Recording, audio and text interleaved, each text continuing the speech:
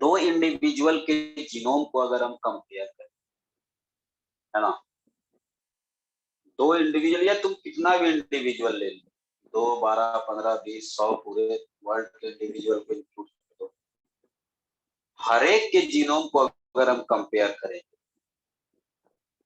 दो we are humans, है ना, we have some similar genes for similar proteins to perform same function in our body, but still we have certain location in our genome that differs from person to person. Clear है? उस difference को हम लोग जो है DNA polymorphism को, और वो डिफरेंस जो होता है वो अलग अलग तरह से अलग अलग जगह पे तुमको देखने को मिल सकता है। सर एक बार फिर से बताइएगा। समझ में आ रहा है हम क्या बोल रहे हैं? हाँ सर, डीएनए जैसे सपोज कर लो, हम लोग पिछले क्लास में बताए थे, अगर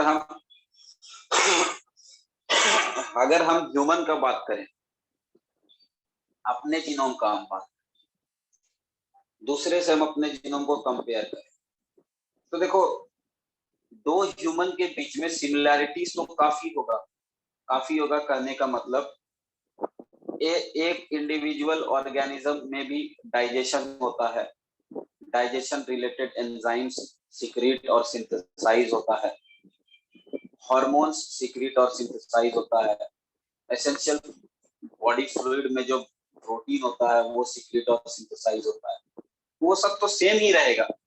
ऐसा बात थोड़ा ना है कि अगर हम अपना सुक्रेज एंजाइम अगर निकाल के और दूसरे के सुक्रेज एंजाइम को मिलाए तो वो अलग पूरा सेम ही होगा। तो अगर सेम एंजाइम सेम हार्मोन हम लोग के बॉडी में बन रहा, what does it means that the gene coding for that enzyme और protein is similar in we both, हम लोग सब में वो जीन जो है सिमिलर है, तब ना वही सेम तरह का। अगर सपोज कर लो तुम सुने होगे, आगे सुनोगे भी कि प्लेटलेट, डेंगू होता था ना जी, डेंगू में क्या होता था कि एक आदमी का प्लेटलेट दूसरे आदमी को दिया जा सकता है, ब्लड डोनेट। क्यों? क्योंकि सब में प्लेटलेट एक जैसा है कि नहीं, है ना। तो एक ही आदमी को एक इंसुलिन मार्केट से लेके वही इंसुलिन हम भी ले रहे हैं, तुम भी ले रहे हो, सभी इंसुलिन ले सकता है। क्यों? क्योंकि हमारे बॉडी में जो इंसुलिन है सभी के साथ स्ट्रक्चर है। लेकिन अगर ये सारा चीज हमारे बॉडी में सिमिलर है तो फिर डिफरेंस क्या है जो कि हम लोग यूनिक होते हैं अलग दूसरे एक दूसरे से? तो यूनिकनेस जो होता है, it lies on certain parts of genome which differs from person to person and that is called DNA polymorphism. समझ में आ जाएगा? सपोज कर लो, तुम लोग एकदम क्लियर हो जाना, ये हम इसलिए तुमको इतना सारा एग्जांपल दे रहे हैं, हाइपोथेटिकल, रियल। सपोज कर लो 3 आदमी का जीनोम हम बनाए, पर्सन ए, पर्सन बी, पर्सन सी, और इस जीनोम में हम देखो यहाँ पे जीन बना दिए, ये इंसुलिन का जीन है, ये इंसुलिन का जीन है, ये इंसुलिन का जीन है। सपोज कर लो हम सब में जो है सीक्वेंस बना दिए,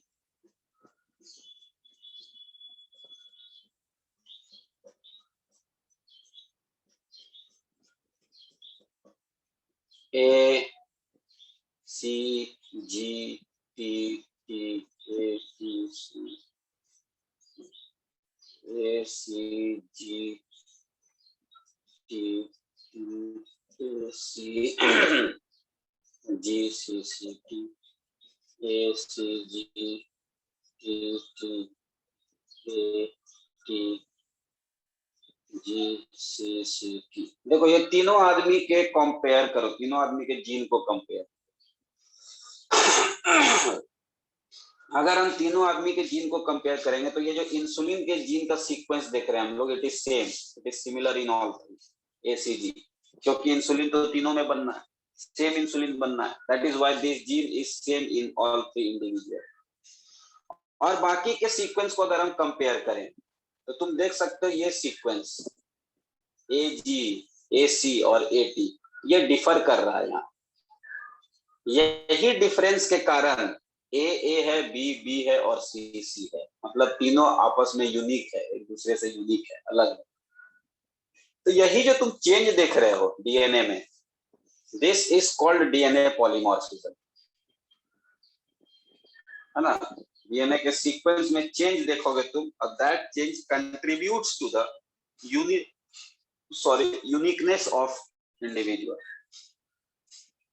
ठीक है, समझ में आया? तो उम्मीद है हमको लगता है समझ में आ गया होगा, बहुत सारा में एग्जांपल दिए हैं। किसी को कोई दिक्कत हो रहा है डीएनए पॉलीमॉर्फिज्म? अच्छा, तो तुम्हारा एक होमवर्क हम यहाँ पे कुछ नहीं करना है, तुमको डिफाइन करना है डीएनए पॉलीमॉर्फिज्म। जब तुम लिखने बैठोगे तुमको समझ में आएगा कि क्या लिखना है, तब तुमको समझ में आएगा कि समझ में आया कि नहीं आया। ठीक है, ये तुम्हारा होमवर्क है, डिफाइन डीएनए पॉलीमॉर्फिज्म।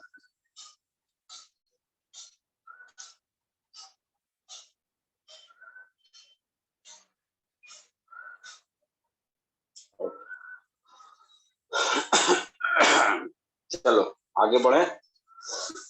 आगे ये है, मेरा आवाज आ रहा है ना? किसी का रिस्पॉन्स नहीं आ रहा?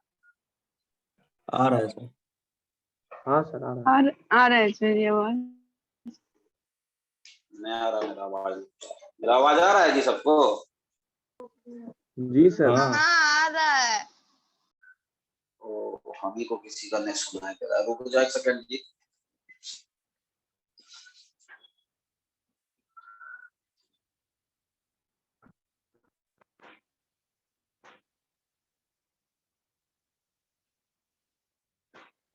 तो हम कुछ पहुंचा सर। हाँ अब आया। अरे वो ब्लूटूथ वाला कनेक्ट करते हैं ना, कभी कदार अपने आप डिस्कनेक्ट हो जाता है। तो अभी तक हमको लगता है समझ में आ गया होगा तुम लोग। हाँ सर। हाँ ठीक है, तो अब चलो, अब हम लोग आगे बढ़ते हैं, थोड़ा सा और चीज समझते हैं। हम इतना इस बात पे इसलिए जोर दे रहे हैं ना, क्या ये नया चीज है और इंटरेस्टिंग, तुम्हारा थोड़ा आइडिया तुमको दिमाग खोलेगा ये जेनेटिक्स के, है ना? और देखो, अब ये जो डीएनए पॉलीमॉर्फिज्म का हम बात कर रहे हैं, मतलब सर्टेन लोकेशन पे डीएनए के सीक्वेंस में चेंजेस होगा, और वो चेंज सिर्फ एक इंडिविजुअल में देखने को मिलेगा, दूसरे इंडिविजुअल में अलग तरह का चेंज होगा। समझ में आ रहा है? क्लियर है? तो जो different types of DNA polymorphism है, अलग अलग तरह का है। एसटीआर है, एसएनपी है, आरएफएलपी है, आरएपीडी है, एएफएलपी है, बहुत तरह का डीएनए पॉलीमॉर्फिज्म का डिफरेंट टाइप्स है। लेकिन एक टाइप है जो हम लोग को पढ़ना, it comes under RAPD, rapid amplified fragment है, तो वो है दैट इज वीएनटीआर, ये हम लोग को पढ़ना है।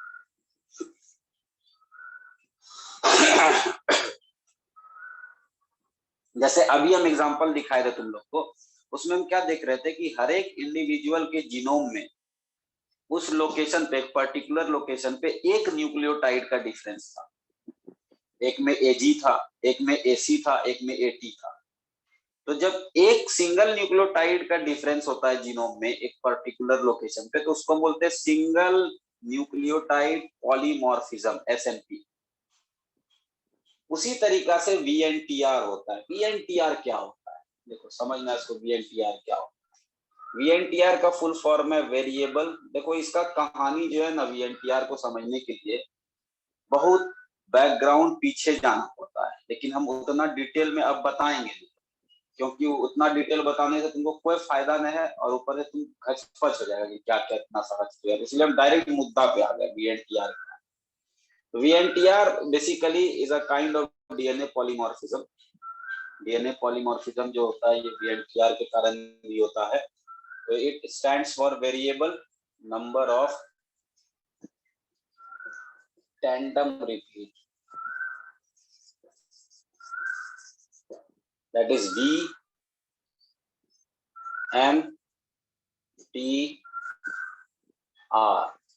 VNTR. अब देखो, ये जो variable number of tandem repeat तुम देख रहे हो, ये variable number of tandem repeat जो होता है, इसका मतलब क्या हो गया? इसका मतलब समझ लेना पहले। देखो, वेरिएबल मतलब चेंज, चेंज होगा। नंबर मतलब जान ही रहा। टेंडम मतलब होता है बैक टू बैक, जैसे तुम लोग लाइन में खड़े होते हो ना, एक के बाद एक, एक के बाद एक, एक के बाद एक, वैसे को हम लोग टेंडम बोलते हैं। और रिपीट, रिपीट होना। जैसे फॉर एग्जांपल समझो ये हम एक डीएनए लिए हैं और इस डीएनए पे एक सीक्वेंस को हम देख रहे हैं, A T C G, A T C G, A T C G, A T C G, A T C G. ठीक है ना? अब देखो ध्यान से देखना इसको, ये हम समझा रहे हैं कि what do you mean by tandem repeat. Tandem repeat का मतलब क्या हो ये पहले समझना। ठीक है, देखो यहाँ पे एक सीक्वेंस को पहले ध्यान दो, ए टी सी जी, ये सीक्वेंस देखो। फिर उसके बाद देखो यहाँ से ए टी सी जी, फिर देखो A T C G, A T C G, A T C G. हम क्या देख रहे हैं इस एग्जांपल में, we have a DNA which has a sequence of ATCG and that sequence is repeating itself back to back, back to back, है ना? Back to back repeat हो रहा है, ATCG, ATCG, ATCG, ATCG, ATCG। This is called tandem repeat, back to back repeat, एक के पीछे एक। ठीक है, अब वेरिएबल नंबर का मतलब क्या हुआ?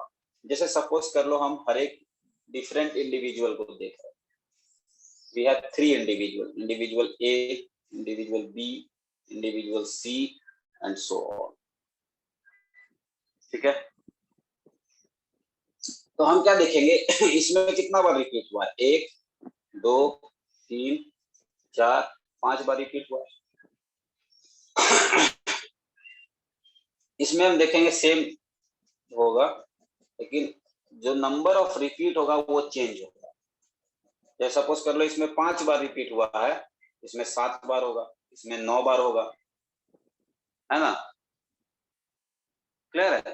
तो एक चीज समझना, इसका थोड़ा सा तुमको ही हो सकता है कंफ्यूज कर दे, लेकिन एक दो चीज समझ लो पहले कि हमारे जीनोम में पर्टिकुलर लोकेशन पे, जैसे सपोज कर लो कि हम लोकेशन कैसे देते हैं, जैसे सपोज कर लो ये मेरा क्रोमोसोम, ठीक है ना? तो हम बोलेंगे ये P है, ये Q है। ठीक है, तो ये है तुम्हारा 13 नंबर क्रोमोसोम के P सेगमेंट पे 12A लोकेशन पे बाइंडिंग पैटर्न बनता है। ठीक है, इस तरह से हम लोकेशन बताते हैं कोई भी क्रोमोसोम का। इस क्रोमोसोम को हम स्टेन करेंगे, कलर करेंगे, तो उस बाइंडिंग पैटर्न के हिसाब से ये 12A जो तुम देख रहे हो जगह, पोजीशन क्रोमोसोम के P सेगमेंट पे, 13 नंबर के क्रोमोसोम के P सेगमेंट पे 12A साइट पे, इसका मतलब ये हुआ। ठीक है, तो इस तरह से लोकेशन, हम कोई भी एक जीन का लोकेशन इसी तरीका से पता, विकिपीडिया खोलोगे तो देखना इसी तरह से लिखा है ना? तो हर एक क्रोमोसोम या हर एक जीनो मतलब डिफरेंट टाइप्स ऑफ क्रोमोसोम के डिफरेंट लोकेशन पे अलग अलग VNTRs पाया जाता है। VNTR भी अलग अलग तरह का होता है। ठीक है, जैसे सपोज कर लो हम बात किए ये क्रोमोसोम के 13P12A नंबर, मतलब 12A का मतलब let suppose here somewhere here, यहाँ पे कोई एक VNTR, ठीक है, तो मेरे में भी 13 नंबर के क्रोमोसोम पे यहाँ पे जो VNTR है 12 साइड पे, उसको जब हम तुम्हारे VNTR से कंपेयर करेंगे तो दोनों का लेंथ में वेरी कर जाएगा, दोनों का लेंथ वेरी कर जाएगा। सपोज कर लो मेरे पास 5 रिपीट होगा, तुम्हारे पास 7 रिपीट होगा। ठीक है, अब रिपीट होने से क्या फायदा है, समझ में हम क्या बोले कि we have different types of VNTR located on different chromosomes। ऐसा नहीं क्या कि VNTR का मतलब कुछ भी है, ऐसे डीएनए में कहीं भी पॉलीमॉर्फिज्म, ऐसा नहीं। We know we have already discovered 20 and more VNTRs, 20 से ज्यादा VNTR हम लोग डिस्कवर कर चुके हैं अभी जीनोम में। तो वो जो VNTR है, वो VNTR एक्चुअली है क्या? That is located at a particular site in chromosome. ठीक है, और अगर हम एक स्पेसिफिक VNTR को कंपेयर करें, अलग अलग सब अलग अलग तरह का VN, कभी खोल के देखना तुम लोग इंटरनेट पे, समझ में आएगा, तुम लोग तो स्मार्ट आदमी सब हो। VNTR करके खोलना तो तुमको दिखेगा टॉपेल, आइसल करके बहुत सारा VNTR है जो आजकल हम लोग डिस्कवर कर लिए, और उसका उसका काम है, उसका जेनेटिक्स, मॉलिक्यूलर जेनेटिक्स में काम है उसका। VNTR एप्लीकेशन है उसका बहुत अच्छा, है ना। तो इसीलिए क्या है कि we have at particular location on chromosome or on genome we have certain VNTRs, and when we compare that particular VNTR among different individual, what we get that the VNTR has variable length. Why variable length? Simple सा बात है, देखो VNTR का length अलग अलग होगा हर एक individual में। कैसे? हाँ, तो तुम बोलोगे देखो, जैसे सपोज कर लो इसमें 5 गो VNTR है, कितना न्यूक्लियोटाइड है इसमें? 1 2 3 4 5 6 7 8 9 10 11 12 13 14 15 16 17 18 19 20, तो 20 into 0.34 नैनोमीटर कर सकते हैं हम लोग, कर सकते हैं कि नहीं जी? बताओ हमको, क्योंकि हर एक न्यूक्लियोटाइड के बीच में 0.34 नैनोमीटर का डिस्टेंस होता है। हाँ सर। हाँ, तो इसका लेंथ कितना हो जाएगा? 34 दूनी कितना हो जाएगा? 68, है ना। और नीचे हम 100 इसको कर देंगे तो 0 0 कैंसिल हो जाएगा, और 6.38 होगा, जो भी है 6.8 हो जाएगा नैनोमीटर। ये इसका लेंथ हो जाएगा यहाँ से लेके यहाँ तक का। होगा कि नहीं होगा? हाँ। कैलकुलेशन मिस्टेक को दरकिनार करो, हो सकता है कैलकुलेशन मिस्टेक हो जाए, लेकिन we got the length of the VNTR, that's important, है कि नहीं? दूसरा, अगर हम इसका बात करें, 7 बार इसका रिपीट हुआ है, तो 4 गो न्यूक्लियोटाइड का सीक्वेंस है, 7 बार रिपीट हुआ है, तो टोटल 28 हो जाएगा। तो हम क्या करेंगे इसका लेंथ निकालने के लिए? 28 into 0.34, तो it will come around what? कुछ भी, it will be more than 0.68, 6.8 nanometre, होगा कि नहीं? तो जो बी इंडिविजुअल है इसका ये पर्टिकुलर VNTR ए इंडिविजुअल से बड़ा होगा। लेंथ क्या हो गया? बड़ा हो गया, लेंथ चेंज हो गया। Why? Due to variable number of tandem repeat. Variable मतलब जो चेंज हो जाए। क्या चेंज हो जाए? टेंडम रिपीट चेंज हो जाए। We have certain location in our genome where the sequence keeps on repeating, and its repeat and its tandem repeat number varies from person to person. That is called VNTR, variable number of tandem repeat. ठीक है, it is। अच्छा, समझ में आया ये बात? Yes sir. हाँ sir जी, हाँ बोलो। जैसे सेम इंडिविजुअल में तो सेम ही होगा ना। जैसे कि आप बोले ना कि हम लोग किसी भी उसका लोकेशन लिखते हैं, तो जैसे इसमें आप बताएं कि 13 नंबर पे वो P वाले पे 12A वाले पे ये इसका लेंथ इतना VNTR होगा, तो उसका लेंथ कुछ और होगा। तो अगर सेम इंडिविजुअल है तो उसका अगर अलग अलग क्रोमोसोम लेंगे अलग अलग नंबर का, तो उसमें तो सेम होना चाहिए। एक चीज क्लियर कर लो इसको, से तुम लोग को बताना चाहेंगे, ठीक है? अच्छा वो तुम कुछ पूछ ली। देखो, हमारे पास ऑल टुगेदर 46 क्रोमोसोम होता है, ठीक है? और अगर सपोज कर लो हम एक VNTR का हम बात करें, कोई भी सपोज कर लो, ये इसी का VNTR हम यहाँ ये ड्रॉ, तो इसको हमको एक नाम दे देंगे। सपोज कर लो नाम is given, name is given टोपेल। टोपेल नाम का एक VNTR होता है एक्चुअली में, ठीक है? सपोज कर लो दिस इज टोपेल VNT। So now this topel VNTR will not be found anywhere else in your chromosome also. ये topel VNTR सिर्फ 13p12a पे मिलेगा, और ये तुमको 14 नंबर क्रोमोसोम पे 15, 16, 17, 18, 1, 2, 3, 4 कहीं नहीं मिलेगा। It will be found only in 13p12a. What is the location of topel? It is 13p12a. ये सुपरफिशियल है, ये मेरा मन का बनाया हुआ है, but it is real. topel VNTR होता है, ठीक है? तो हम तुमको बोलेगा कि अब तुमको जैसे सपोज कर लो तुमको लैब में काम पड़ गया, तुमसे लैब में साइंटिस्ट तुम्हारा जो सुपरवाइजर है पूछ दिया, हाँ जी टोटल VNTR क्या होता है, तुम उसका लोकेशन कैसे बताएंगे? Total VNTR is on 13p12a, इसके अलावा it will not be found anywhere else. अब बात रहा जो इसका होमोलोगस क्रोमोसोम होगा, इसका होमोलोगस पेयर होगा ना, तो उस पे भी सेम लोकेशन पे टोटल VNTR उतने ही लेंथ का पाया जाएगा। मतलब you have 2 copy of same VNTR of same length. समझ में आया? हाँ, या हम मतलब कि कुछ सेम और जवाब इंडिविजुअल देते के, हैं? मतलब हाँ सेम इंडिविजुअल के अलग अलग क्रोमोसोम में भी ये डिफर हो जाता है VNTR। अरे अभी भी तुमने समझी, समझो पहले, हम फिर से एक बार तुमको हम बता रहे हैं। हाँ ठीक है, बता। हाँ देखो, VNTR जो होता है वो अलग अलग टाइप का होता है, ठीक है। एक VNTR का मान लो एग्जांपल है, दूसरा VNTR हो सकता है कि तुम्हारे बॉडी में CGGAT, CGGAT, CGGAT, सपोज कर लो ये सीक्वेंस है। देखो CGGAT, CGGAT, CGGAT, ये रिपीट हो रहा है, that is a tandem repeat. अब सपोज कर लो ये जो हम टेंडम रिपीट निकाल के लाएं, it is located on 18Q और 7B, इसका लोकेशन ये है है ना। तो सपोज कर लो कि तो इसका जो है 18वां क्रोमोसोम के Q सेगमेंट के 7B पे लोकेटेड है ये।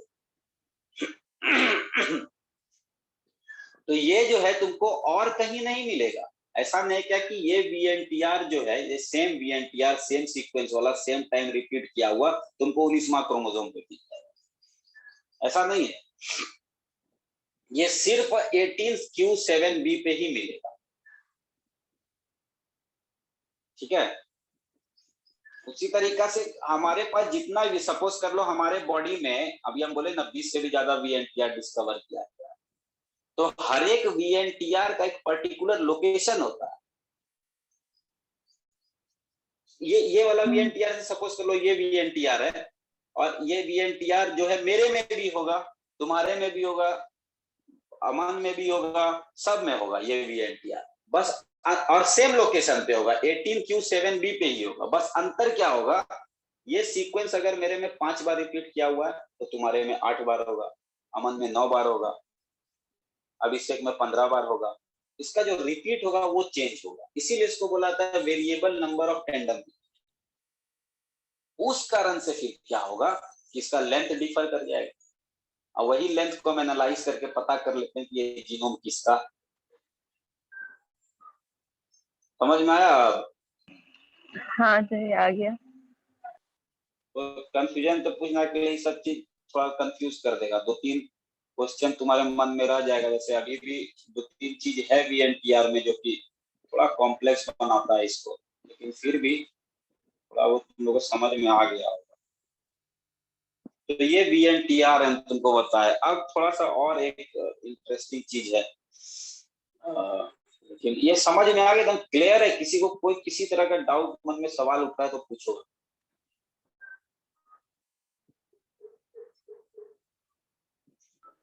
समझ में तो आ गया प्रोफेसर जी। और कोई?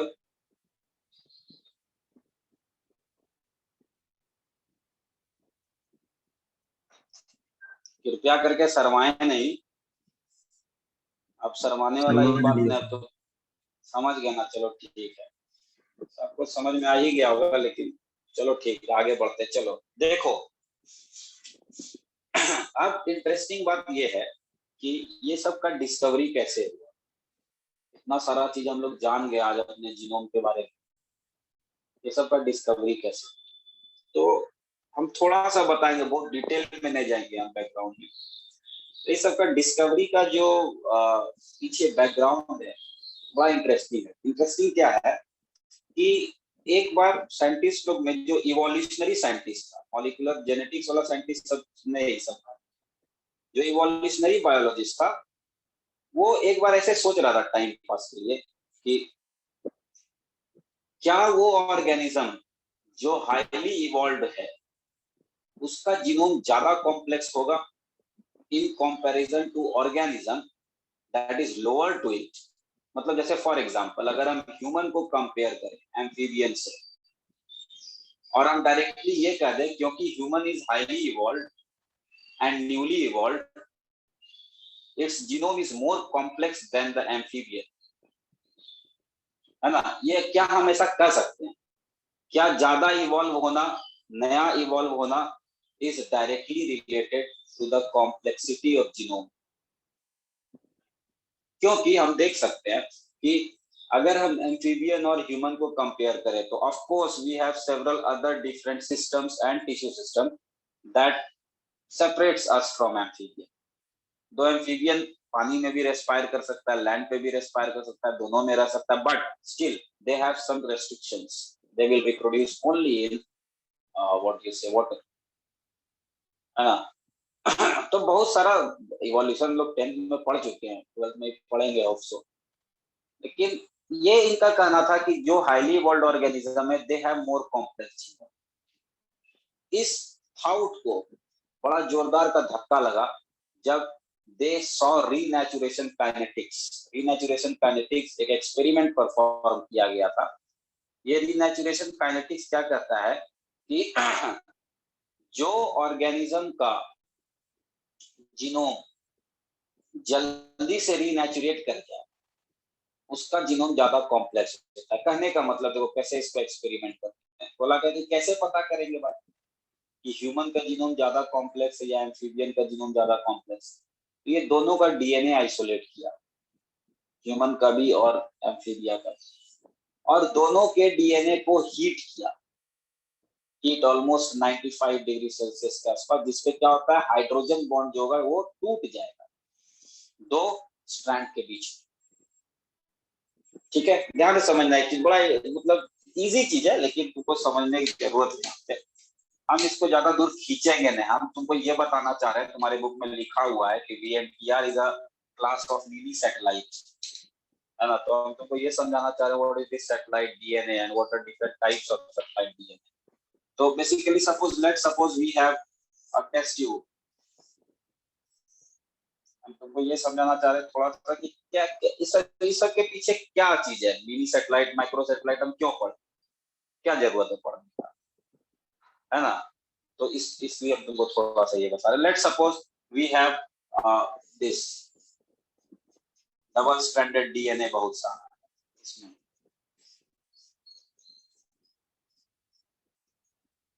चलो हमको काउंट करके बताओ तो कितना डबल स्ट्रैंडेड डीएनए है इसमें?